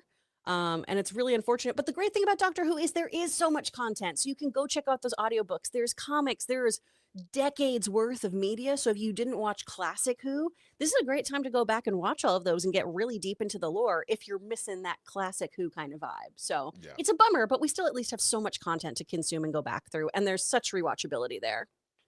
Damn, man. I'm sorry. I'm not into Doctor Who, but that sounds really It's a sad. bummer. Yeah. Fuzzy Bubbles 01. When I see the black eyes, I think Sam and Dean Winchester will pop in to take out Spidey. That's funny. That's That's funny. fantastic. Yeah, no, I like that. Legend MM600. Hola, Chris, your hair looks awesome. You too rock. Thank you, Legend. You. Appreciate that, you. pimpin'. Thank you so Yeah. much. Shout out to And your hair- Curlsmith Hair Products. Not a I was gonna- sponsor, but definitely open. I mean, your hair is popping. I gotta give you credit, man. Thank you looks so really much. good. You know, we had to go through the McFoley stage so we could get here. It's always funny. The coolest hairstyles tend to have an awkward stage. Yeah. You You know? have to have hair puberty where it's just listen, you're gonna look like a hobbit, and that's fine. Pretty much. And then eventually you'll have good 90s hair. In order to get to my dreads, I had to look homeless for a while. And then, you just have to do that for a little bit and then you can kind of transition. So JC33, I'm curious if we're going to get a Goldblum fly version of Spider-Man. Then he has to go away to find a cure, return in Secret Wars. Oh, Ooh. that could be interesting. Yeah. If he goes full blown, and then do we think that Doom starts manipulating this mutant man spider? It could be That'd be interesting. cool. I don't know. It'd be really I don't fun. know. Or maybe it is the man spider and the symbiote, and the symbiote somehow cures his mutation. Oh. And in That's Secret Wars, he's like, fun. I can't get rid of this. I can't get rid of this. It cured me. Did it though? Oh, I like that a lot. It'll be interesting. We will see. Yoshimitsu, Capes is back. Been missing you two together. Yeah, I miss my girlie. I Same. do. I missed you a bunch. No. Fuzzy Bubbles, I hope to God it's not Madame Web. Ooh, please, Jesus. No Madame Dakota Web. just shows up and we all scream. Oh, God, dude. I will. No, God! No, God, please, no! No! No! No! Yep, pretty much. Ray Dominguez. Ray who? it is. Ray There it is. Dominguez. Come on, PLD. You can do this. I believe in you. Could that have been Hobgoblin in the hood attacking Spider-Man? Could that have been Ned? Whoa, already? Ooh. I mean, I didn't show you the thing. I told you all about the spider tracker thing and I didn't show it to you. Yeah, Hold on. yeah. Let me pull it up. Spidey tracker. So this is what I was talking about, is they did a whole thing where like it's the Spidey tracker interact with the map to view the Spider-Man sightings all over the world. I'll turn this on. Can y'all hear that? Did you hear it say welcome to the Spidey tracker? No. It's okay. So like there's all of this here where I guess it actually has like a map where Spider-Man has kind of been. So I think for these are like the movie points, which are interesting. The green ones, I don't know. Let's see the white ones. That's the trailer. So then, yeah, it's supposed to be like places that Spider-Man has appeared. So this is an event. Let's see. Okay, so this is like it'll kind of give you different stops on the global tour, all that kind of stuff. So the only reason I bring this up specifically is Ned. There's a whole trailer. I don't see where it is, but it was a video that Ned. Maybe it's under videos. Let's see. Here, he does. I won't play the whole thing. Someone come back and like you also can't hear it, but I just don't want to. I don't know if it's going to give a copyright strike. But Ned does a whole thing. Obviously, we saw in the trailer that he's obsessive. He's tracking Spider-Man all over the place. So that maybe, I don't know if we're getting Hobgoblin already, but I think that we are moving in that direction. The more obsessed he's becoming with Spider-Man, I think that's we're getting there. So. Yeah. That's it. That's I just wanted to show y'all that. Y'all should check out the Spidey tracker thing. It's pretty cool. And go kind of look through everything. But I think that marketing is pretty good. Yoshimitsu, Mephisto was awesome in Ironheart. I want more. I do too. That could be really interesting. Who else controls minds? Wanda and Billy. Oh. Also true. It just feels too soon for that, I feel like. Yeah. To jump back into that well. And I feel like since Billy's on kind of a path to go find his brother now, I think that we're not seeing them until Vision Quest, personally. I think that's the earliest we see either of them. JC, Spider-Man villain is Azael from The Fallen 98. Oh. Interesting. That's a fun theory. I do not remember Azael. Let's see. Oh, he's like a literal demon. Yeah. Yeah. Okay, that actually. Oh, duh. Fucking Nightcrawler's daddy. Yeah. Or used to be daddy, because now apparently it was Mystique herself, themselves. But yeah, Azael, that would be interesting. Let's see. Prehensile tail, shape-shifting, teleportation, telepathy, night vision, spellcasting, mind control, immortality. That would work. That actually would work pretty well. Okay. Good guess. I kind of F with that idea. I'm just curious. Yeah. It would be a different Azael than the one we saw obviously with X-Men previously. So different. Yep. Okay, what else? My theory is that Sadie is Jean, but she is trying to take down this entity too, and will be perceived as the villain, and Peter will realize at the end that she isn't, and maybe she's working with Frank. Yeah. I think that's actually pretty spot on. I think that's a good one. Or maybe Spidey is possessed by the fallen demon. So then, I think a lot of people are thinking Azael that we're going towards that. And I don't think that's a bad call, guys. It's actually good. I didn't think about that. Ron comes in, stretch those hammies. Futog, hammy. Futog, hammy.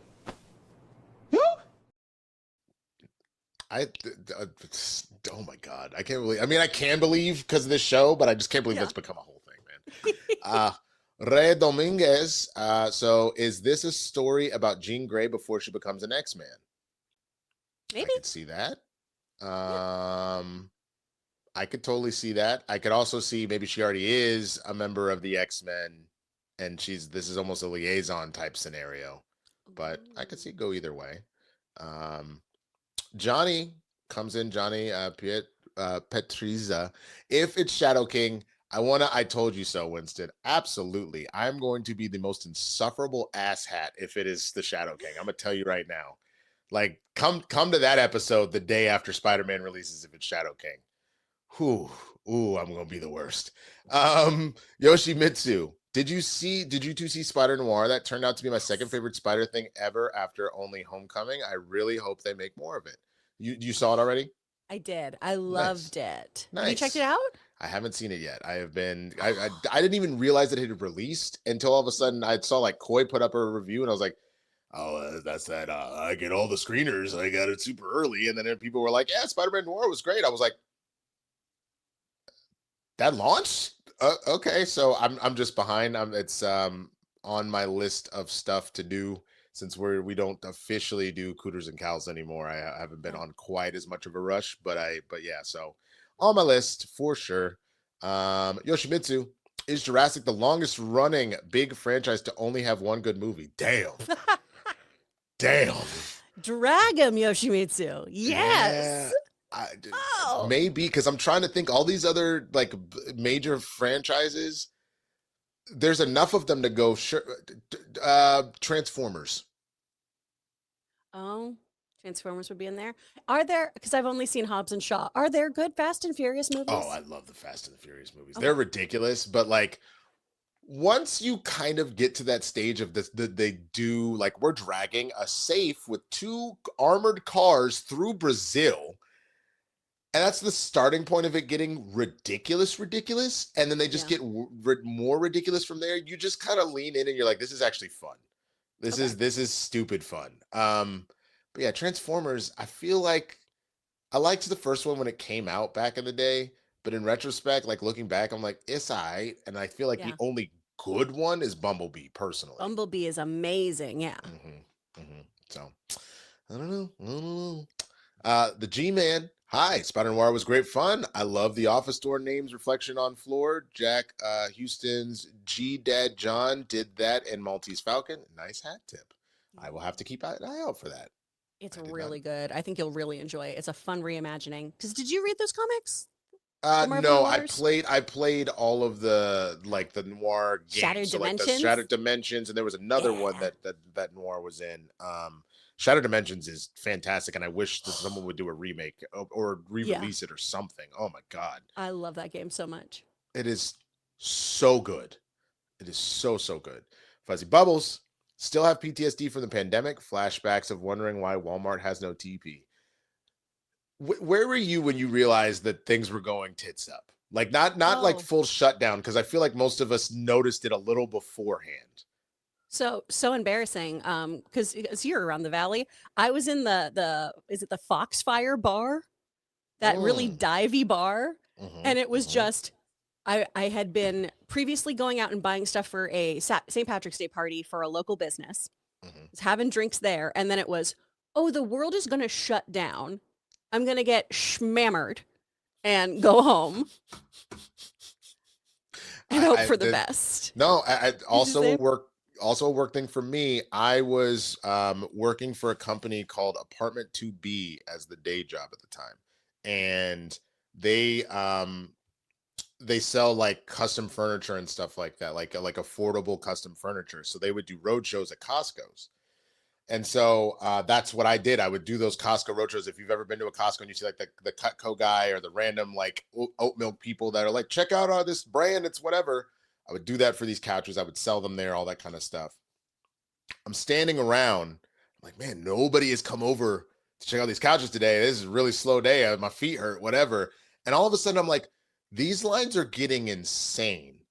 And for those that have been in a Costco, most of you know when you get to the cash registers, it's like a little bit back into a couple of aisles and you kind of have to wait for that to disseminate out to the cash registers. The line to pay, and most people had toilet paper and water wrapped all the way around the warehouse. So to check out, it would go up the aisle through the frozen section, back down through the main aisle, out the front door. Like they literally started putting people outside of the store with their carts and just started monitoring it because the lines were so insane. I was like, we're in trouble. That doesn't make logical sense. We're in a lot of trouble, whatever the fuck is going on right now. At first, I thought people were overreacting, and then all of a sudden, here there we were. So that was, oof. It was crazy. Yeah, really, really was. House Crew 76. Any summer season anime you've been watching? I would recommend Rooster Fighter, DBZ scale fights of chickens versus kaiju, or Demons of the Shadow Realm, Full Metal Alchemist author's new show. Oh, that's cool. I am tempted to go for that second one. The first one is what the fuck? Oh my gosh, Rooster Fighter looks hysterical. I've seen a trailer for it. It was like, this looks so fun and dumb. So I'm here for it. And then Demons of the Shadow Realm, I have like in my queue. I'm so excited to watch it because I love Full Metal Alchemist. I do too. I may have to watch this. This is absurd. Yeah. This is the Rooster Fighter looks insane. It looks ridiculous. I'm so here for it. And you guys, I'm so behind. Like I said, I'm watching Rurouni Kenshin and I'm watching the 2023 version. I never watched the OG. And so I was just like, this is fun looking. I need to update my stuff. I need to catch up on oh gosh, a bunch of things. I'm way behind. I still need to watch more Jujutsu Kaisen too. Okay. Oh yeah, no, you do. You do. Oh my God, you do. Jesus Christ, girl. You really have to. For the love of Jesus. Ron H. Isn't Kaboom Canadian? Makes sense. We kooky. Good thing you spelled kooky with 2 Ks, because I was like, bro, you pushing it. If you would stopped at just one, we would have to fight. But the fact that you threw in 2, we good. Ron, you thin ice, bro. Thin ice. Wiley OFC.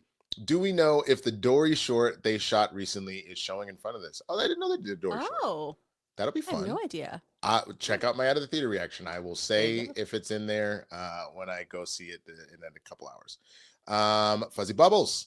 As far as toys, dumplings, Neatos, and food squishies are for some reason a thing. I average 60 to 80 people in line every day at my store before my store opens, so peeps got issues. Dumplings, Neatos, like the Squishmallows. Oh, like those kinds of things. Like maybe. Yeah, I don't get it, but I'm not here to judge. Whatever cooks your bacon. Yeah, I guess the idea of just toys. He's implying when I asked like, are toys going to survive and everything. Oh, so that's fair. Go Pal. Box Office Mojo says the biggest opening weekend ever was Endgame at 357 million, followed by No Way Home and Endgame around 260. So 275 is historic. Okay. Respect. Johnny coming in. Try it, Chris. Yell banana, then you'll get it. You don't think I'm running through these streets already yelling banana? Trying my best. I mean, when you don't say think it like I go into my booth and scream that? No. Now, all of a sudden, I have an inkling to go see Minions just by you going banana. I'm part of the guerrilla marketing campaign. I'm just going to different, Trader Joe's, screaming banana and getting out. And then I leave. Bro, I do it while I stare at the Eye of Mignon here in LA. I just you would just wearing a yellow, our overlord. Just wearing a yellow T-shirt and some overalls. Yep. Yep. Yep. Yoshimitsu coming back. I liked Toy Story well enough back in the day, but I was never the biggest fan, despite being exactly the right age and temperament. I've always preferred stuff based on actual toys like Dragonflies, TMNT, the Lego Movie, Masters of the Universe, etc. I guess Toy Story is a bit too meta for me.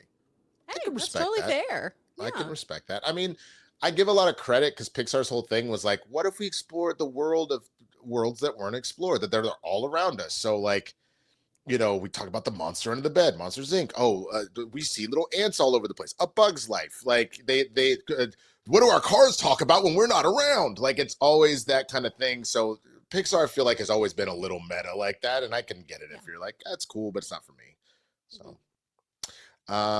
Johnny Winston, Street Fighter, Tekken. What's your jam? Street Fighter. I like Tekken, but definitely Street Fighter. What about you? Street Fighter. I never played Tekken. You didn't?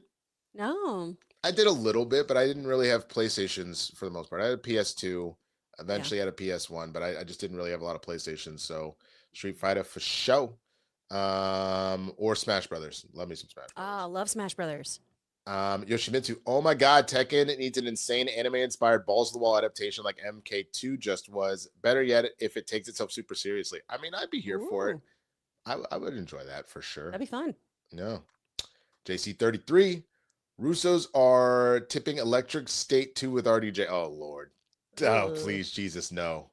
Please, God, no. No. No! Aoshi Uematsu. Chris, did you see the OG Rurouni Kenshin and live act? I did not. I didn't. So I put this one on, and my husband was like, "What is this?" Because he had watched the original. Was like, "How have you never seen that anime? And also, when did they remake this anime? What is happening?" But I'm really enjoying it, and it's making me want to go back and watch the other one, which was it 98 when that one came out? I think so. Yeah. I should check. But I know both are on Netflix. Or I say I know. I'm pretty sure both are on Netflix. That's now I'm understanding it. Maybe I missed that part. It was 96. I didn't realize that you're watching a 2023 version. Yeah, I'm watching an updated version. I didn't know if you said that and I just missed that part, but I assumed you were watching the OG. No. I had no idea they did this. Okay. I am trying to beef up my like standard anime knowledge though, because I mean, I basically watched what was on Toonami. And that was it. And then what I could get my hands on over at this comic book store in Conroe, Texas, where I just grab whatever dub I could find. So I'm trying to go back and watch more of like the OG kind of stuff because I've got huge gaps in my anime knowledge. Yeah. No. That's totally fair. I respect it. I respect it 100%, man. G-Man 8119, my PBS station ran a new documentary on the making of Wishbone. Pretty cool. Dude, I love Wishbone. I love Wishbone too. My drama teacher in elementary school was a series regular on Wishbone. So she was the one that even got me into acting in the first place. She's the one that got me that Barney audition that I completely boned. Like I was such a little piece of shit, bro. Oh my God. My mom is still mad at me at this day because I screwed that audition up so bad. Like on purpose. Like a little shit. Oh no. Do you not know this story? No, I didn't know you purposely botched a Barney audition. The fast version of it, because Lord knows I love to tell long stories. I went in there. I thought it was too old for Barney as a whole. So when they're like, can you sing Barney's theme song? I go, I hate you. You hate me. And they go, thanks. And then they were like, he can go. Like my mom was pissed. She tapped that ass. She was like, you motherfucker, you pay for your own damn school. Like just so mad. Oh, I deserve that ass whooping. Those kids ended up being millionaires. I deserve that ass whooping, bro. Yeah. Ron H, you're the inspiration. Chicago. Tune is the mad truth. Adding to playlist. Winston, I suggest the episode Blink for Doctor Who intro. Weeping Angels. Ooh. Okay, will do. It's a great episode. It's incredible. It's got like one of the earlier things that Carey Mulligan did, and it's very Twilight Zone-y, but it's also the Doctor's not very present in it. So it's a good episode, but I don't know if it's the best depiction of what Doctor Who is. Okay, good to know. Good to know. I will keep that in mind. But that sounds interesting. I mean, I would check it out though. Yeah. Go pal. I had to look up Krillin. Turns out I know nothing about Dragon Ball. It's after my time, so maybe the same for Smets and Kristian too. Yeah, but Smets and I aren't that far apart in age, so I'm a little shocked by that, especially knowing that he's a big old nerd too. Yeah. But I'll let it slide. Kristian, it makes sense that he doesn't know. Kristian doesn't know. He knows. Yeah, no. He knows what he knows, and he doesn't know the things that he doesn't know. Yeah. Well, greeting from Oz. I seen in a random Instagram comic section a Spider-Man 98 show got the green light, hoping it's true. That show was my entire childhood. I mean, considering the success of X-Men 97, yeah, why not? You know, I think that would be a great idea. Well, we did see Pete and MJ in X-Men 97. We did. Absolutely. We're at 55 questions. Keep sending them in, y'all. Yay. Ron H. Okay, Kristian doesn't have 30 minutes. Maybe you guys do. Watch Hollyweed. It's a pilot from Kevin Smith. It's on YouTube. I am the Pete character. Oh. Like for real, the Pete character, or like you're the archetype of the Pete character? I just want to clarify that. Yeah. Yoshimitsu. While Blink might be the best Doctor Who episode, the Doctor isn't really in it. My favorite bottle episode is Midnight, which has lots of them. Midnight's a great episode. Oh my gosh. Well, and Doctor Who also is so weird in that, like, you can kind of choose your own adventure and pick whichever doctor you want to start with, too. Everyone has their favorite, and it's usually, for the most part, who you started with. So some people Okay. really like Eccleston, some people really like Tennant. Most people like Tennant, or Matt Smith, or Peter Capaldi. So you have a whole bunch of different places where you can jump in, but both of these episodes are from the Tennant era, the original Tennant era. Okay, good to know. Thank you for helping me start to find a way to ease into some Doctor Who, y'all, because it's very daunting. It's been around for a long fucking time. Aiden Duarte? I'm just say Aiden.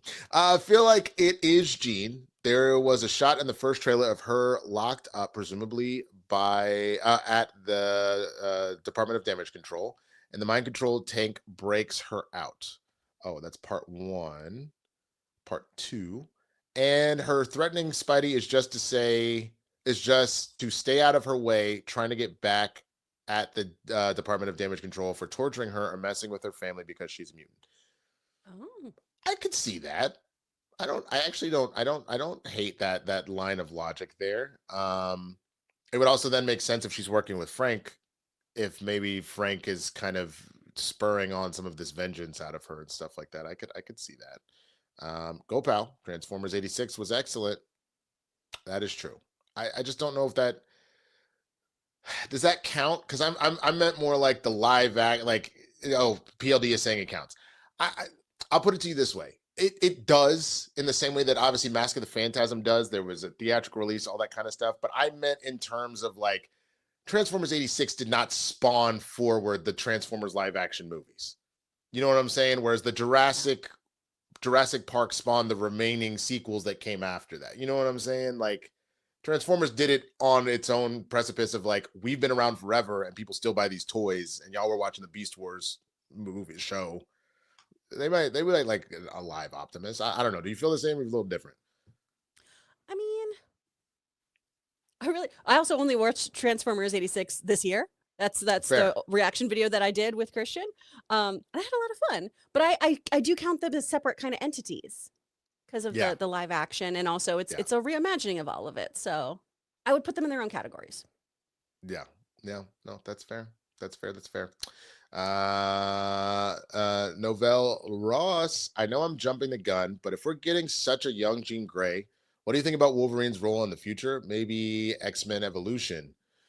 Interesting. Ooh. Yeah, that's interesting. And it's funny, it's all going to be dependent upon when he be thirsting after Jean, but I know people have always been like, yo, it's kind of creepy that he's so into Jean when you think about how old he is. But I'm like, that's the thing about Logan. Logan is perpetually at the age of around like 38 to 40. Yeah. Like, he's just, because of his healing, he's been around forever. So literally anybody he ever hooks up with after a certain point is technically creepy, if that's what we're talking about. I think the creepier side is Professor X, who is really like a father figure to Jean, has had multiple instances of him kind of, but I love you, girl. Like, I'm not gonna say it, but like, we got this mental connection. You know what I'm saying? Like, you get me? Like, and I'm like, dude, stop, creepy uncle. What the fuck are you doing? So, it's all the X-Men are just so gosh dang horny. Every they're single one of them. They're so very horny. incestuous. The fact that on Krakoa, you literally have a triple bedroom for Scott, Jean, and Logan, all just kind of having their little throuple going on and whatnot. I mean, and I he can love Snatch. Well played, PLD. Well played. Does it take? It takes 2 X-Men to take on the Phoenix. Is that what that is? Damn. PLD like that. He started applauding. Go pal. St. Pat's 2020 was my first day working from home. Yeah, I think that was for everybody around that time. I remember my fiance's, one of her best friends came over to come drink with us, and they were like, so we're all going home for good after this? Like, how does this work? So, yeah. Future Zeitgeist Dimension, Fallen is a Denzel Washington movie. I do remember that movie. Is that what we were referring to? I thought maybe this was a Spider-Man storyline. They were specifically Oh. talking about the Denzel movie. Okay, Okay. my I bad. don't I know thought this. that we were. Oh, it's a good. It's good. You should check it out. Okay. I like Fall. I like the phone. Harvest 4181. I'm reading the Dungeon Crawler Carl books. Super fun. And if they ever do an animated adaptation, I would totally vote for Chris to do the voice of the cat Princess Donut. Princess Donut. Oh, okay. I need to get these books. They're on my wish list over at thriftbooks.com. I need to get them because I only hear good things. But now that Nice. I know there's a cat I could voice, come on. Yeah, no, you would have too much fun with a I'm cat. so I excited. feel like I've got a cat voice video coming out soon for you guys. So love playing cats. Okay. Yeah. Johnny says, I recommend Witch Hat Atelier. Yes, I okay. was watching this. I need to jump back in. It's so good. The Okay. magic system they use is so cool in it. It's really fun. Also an anime? Yeah. Okay. It's on Alright. Crunchyroll. Nice. KCG, have you seen Jujutsu Kaisen live on stage? Epic. I have not. Live on stage. What you talking about? What you talking about, Willis?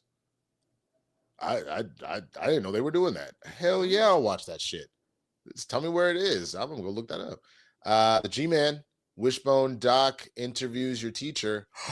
Oh my god. Okay, then I need to watch. It's on PBS. They said earlier in the earlier super chat. Yeah. Okay, I'm gonna go Aw, that's watch so this. fun. Absolutely, that would be super dope. I legit probably haven't seen her since 4th grade though, because that Aw. audition and I was in her class in 2nd grade, and then yeah, it's been since 4th grade since I've seen her. So oh my god, that'd be amazing.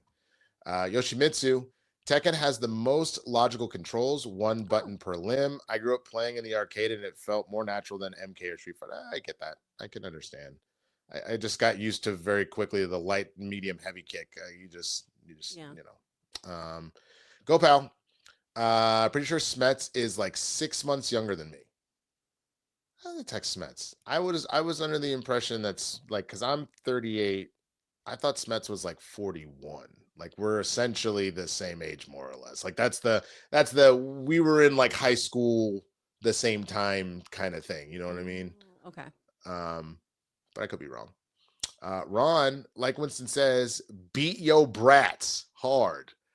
Jesus Who's my Christ. daddy, and what does he do? I mean, I think that only works if your children cost you $1 million.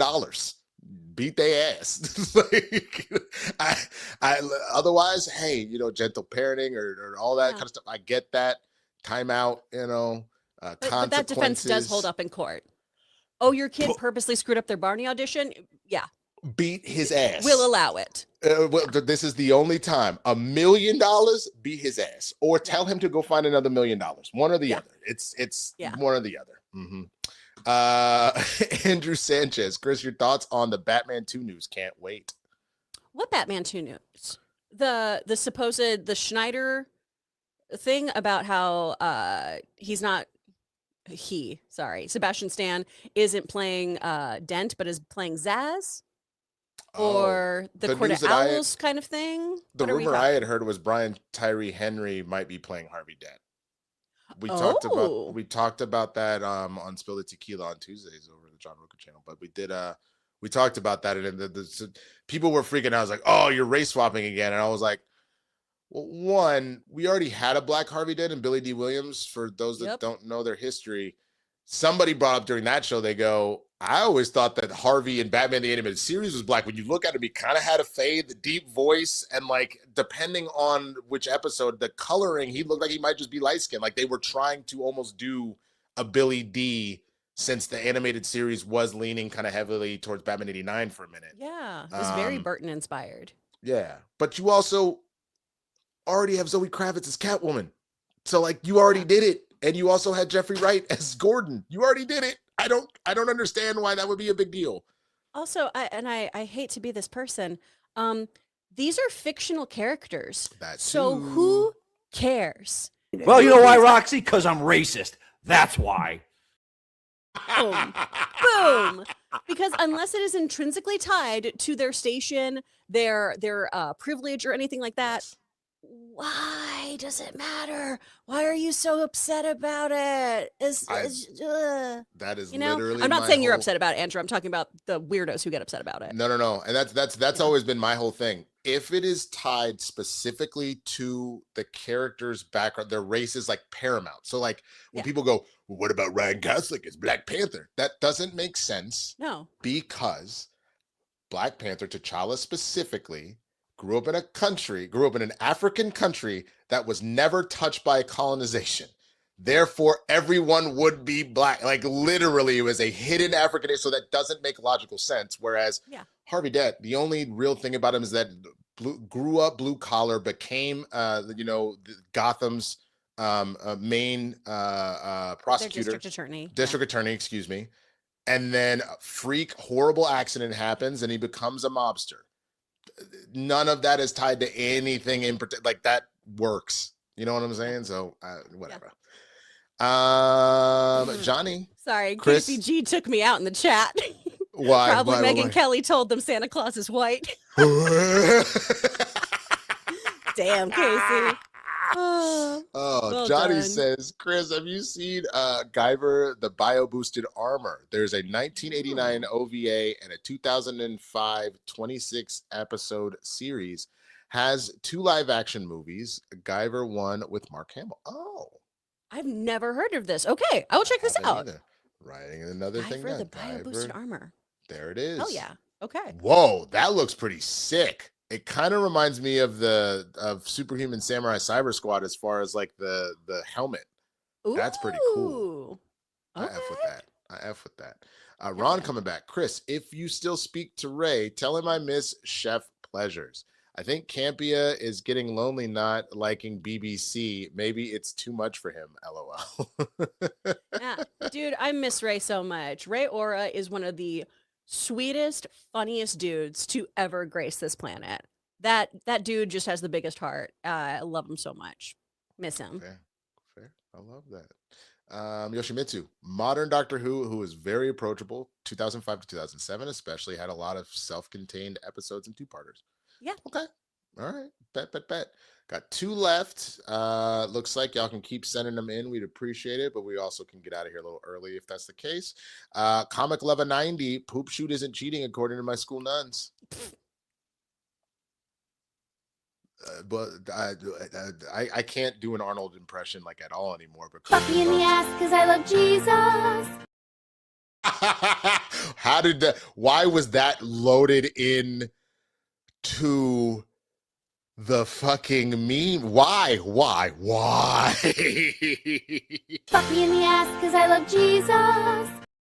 That song, I haven't heard that song in a long time. Good old Garfunkel and Oates. Seriously, man. But I was gonna say with the Arnold thing, the whole eating isn't cheating.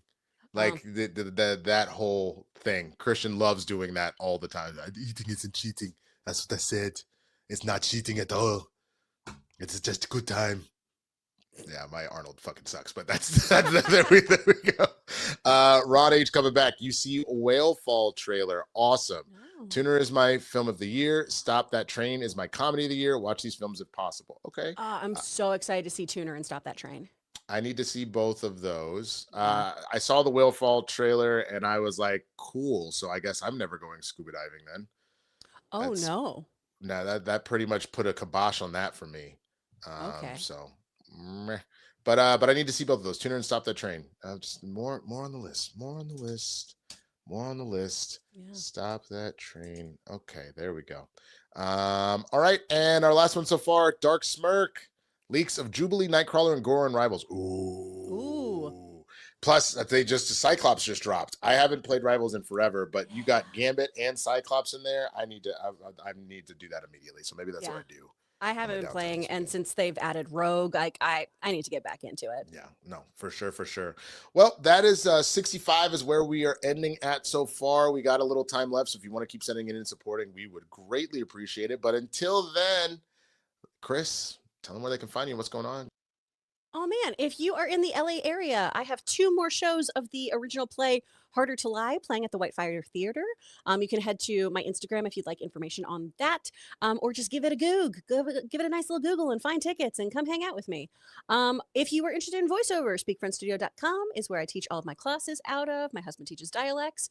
And if you are interested in more podcasts from me, check out Two Filthy Casuals, wherever you get your podcasts, whether that's YouTube, Spotify, what have you.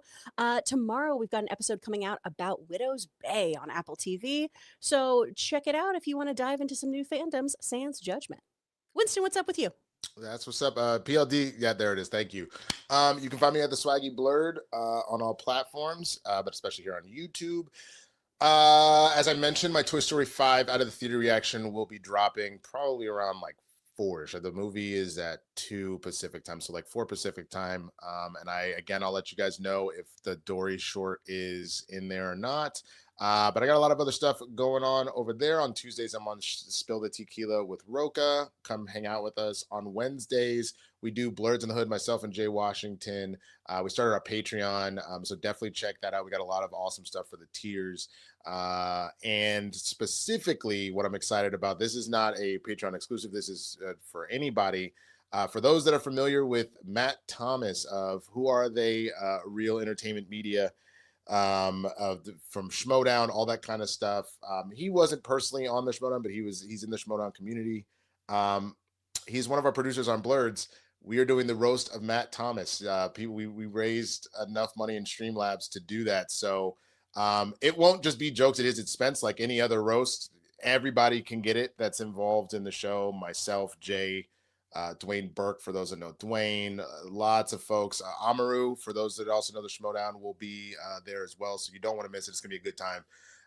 This Sunday, Father's Day. I know it's Father's Day, but if you want to laugh at your daddy and make fun of people, we're going to be doing all that. So don't miss that. And then obviously I will be here tomorrow back on the show, myself and Kristian. So with that, I think we're going to get out of here, man. I didn't see any other. There's one more. Here we go. AI sluts are never racist. Sluts are never racist. AI sluts.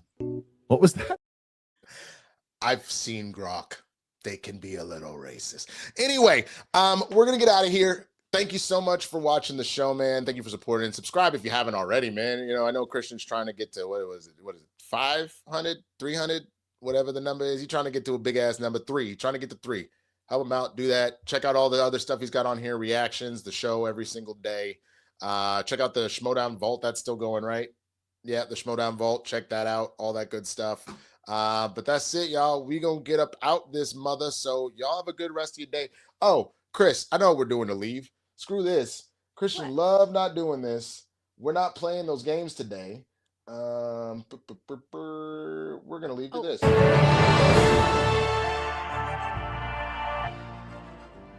Cooters and cows. Thrusted in the media with the BBC featuring Ebony and Ivory. We out this hoe. Deuces.